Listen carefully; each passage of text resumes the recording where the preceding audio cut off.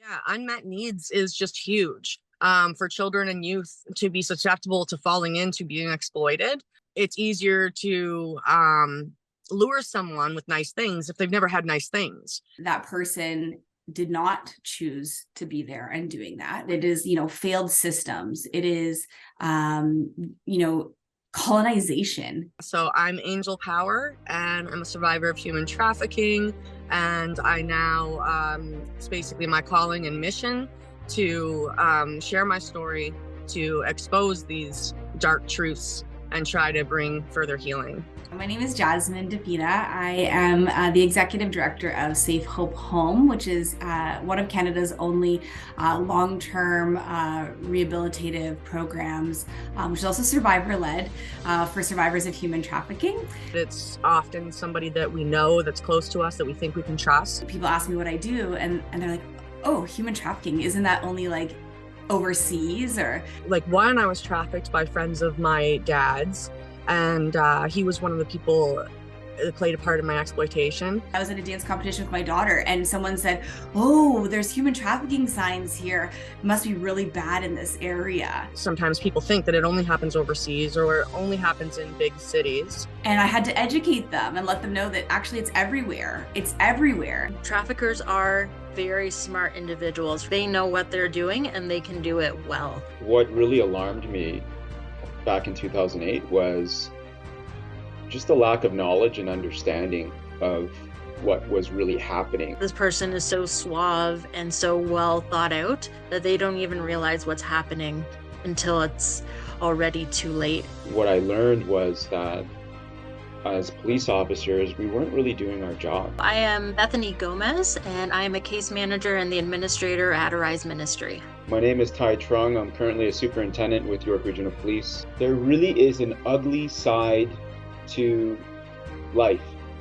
And there are people out there that are preying on young, vulnerable children for sex. It could be from any socioeconomic background, any education, immigrant or been here your entire life. Anyone could be victimized or exploited in this way. When you get into the subculture of pimping and prostitution, you unravel things that are unspeakable, unimaginable to the public. A lot of them don't make it out. A lot of them, are killed either by the buyer or by the pimp, or suicide, or overdose. My sense of self-worth was equated to like my sexuality. I would say everyone who's been through human trafficking gets a diagnosis or has symptoms of CPTSD, complex post-traumatic stress disorder. At that point, I didn't care what happened to me, and I had enough self-hatred sort of and shame in that I was carrying. I'd say 98% of my clients to date have substance abuse issues. No matter what platform it is that we're engaging in, whether on the street or online or over the phone, it's often a very slow process because first they need to feel that trust in us, especially someone who's being exploited and taken advantage of and hurt in so many ways. The average person leaving a sex trafficking situation, it takes them 7 attempts going in and out, in and out. And that's like at least, it was probably more for me. And they go back because their basic needs are not met. We need to be more standardized, but have the ability to provide the proper wraparound services to those individuals. They get, 8 to 10 sessions with a counselor.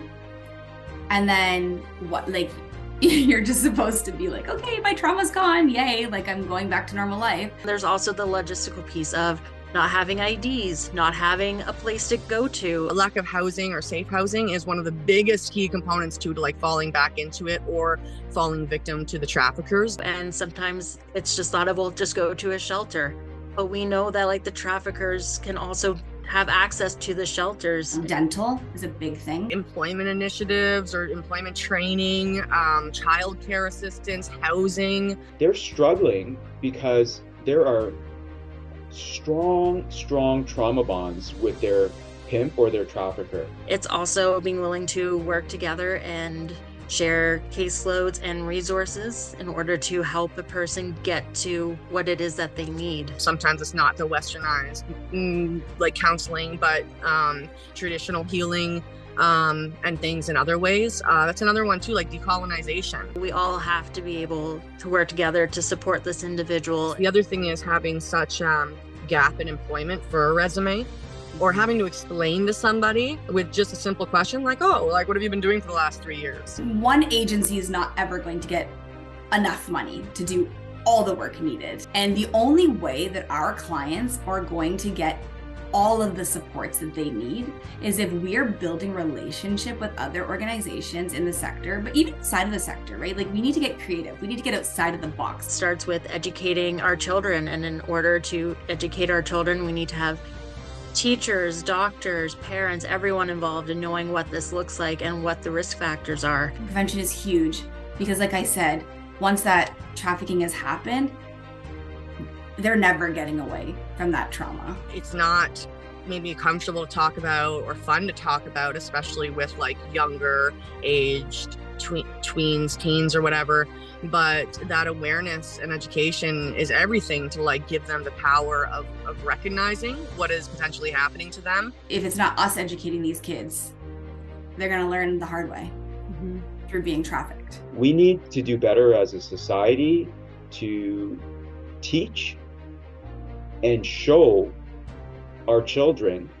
what healthy relationships look like. A lot of people think that it's like a physical force. This isn't just like in the Hollywood movies where a child's been kidnapped. It's a very deep psychological. Traffickers have found a way, especially through COVID, to enter your home without you even knowing through the use of technology and cell phones. It's very easy, much easier to exploit children than it is adults. The trafficker is listening to that person. You know, what are your needs? Where is society or your family or your friends or your partner missing a gap?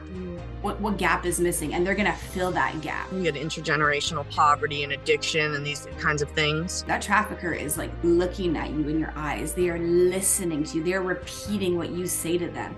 They are making sure that you feel heard and seen and understood. I think there is a lot of tremendous change happening, which is amazing, but we do still have so much further to go. We need to, as teachers, as doctors, as nurses, notice these things. It can also be you just submitting an anonymous tip because you have an inkling, or perhaps you're scared or unsure about going to the police directly. It takes a village to raise a child. It really, truly does. Having one parent who never gave up on me, who always reminded me of my worth, who would track me down. The power of my mom's love, like, it saved me in a way. I think people in the community are overwhelmed when they hear about human trafficking, and they don't understand the role that they do play. But everyone plays a significant role. Things can snowball in a positive way instead of negative, where it's like, now I have my own safe space. Now I have, like maybe a pet. Now I have, done some counseling and have more understanding. And when you have, it snowballs like that, it's harder to go back. This is amazing work and I love it every single day. But there are so many hard moments because what you're dealing with is seeing some of the worst of what humanity can offer. Human trafficking looks like intimate partner violence. Human trafficking looks like child abuse. Human trafficking looks like torture. We see somebody get punched in the head and, downtown at the Eaton Center. You need to report that, because maybe that gives that girl or that person the chance to get out of that situation. Just maybe you give them that like hope, right? Human trafficking looks like men using their power and control to inflict harm, punishment, suffering, slavery on vulnerable children and young girls. And to know that this person that you're sitting beside has just been through some of the most horrendous things, it can weigh so heavily. A lot of these people believe that society doesn't care. They've been shown it in so many ways. They believe what the trafficker says, that they're worthless, that they're scum, that they're just, dirty prostitutes and nobody's going to care about. And if as a society, we're continuing to turn a blind eye and look away and it's not my problem and has nothing to do with me, so why should I butt in? Or, I've been raised not to get in people's business. Well, we're just reiterating that message to them. And that's how we're losing the kids. That's how we're losing these people. And that's not okay.